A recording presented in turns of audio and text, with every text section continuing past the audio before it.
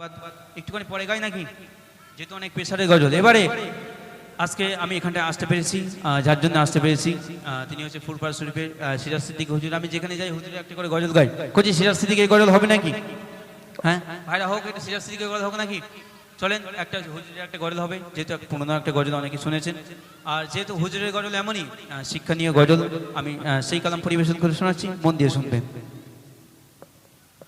ও গো আমিনা তোমার করে ঘরে রহমত খোদার পরে ঝরে ঝরে।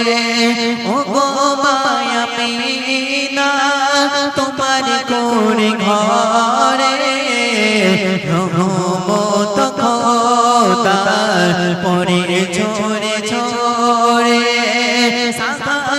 চরণ চমে ধন্যয় গোলাপ হামকে তাহার মহান মুহাম্মদ রাসূল। আপনার মাঝে দেখতে গেলেন নবীজি আপনার সাথে আমাদের বিদায় নিলেন ফিরে আসার পথে। আব্বা আম্মা বিদায় নিলেন আল্লাহরি দরবারে রহমত খোদার পরে ঝরে ঝরে।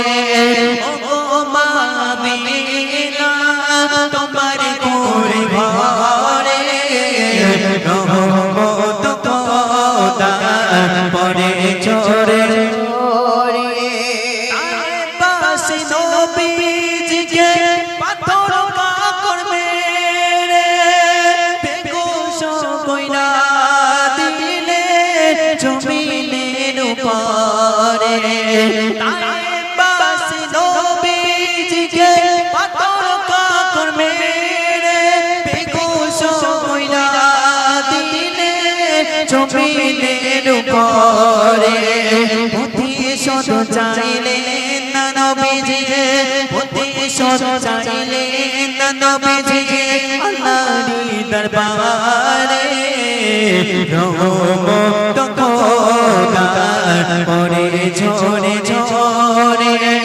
ও গো আমিনা তোমার কোলে ঘরে রহমত খোদার পরে ঝরে ঝরে।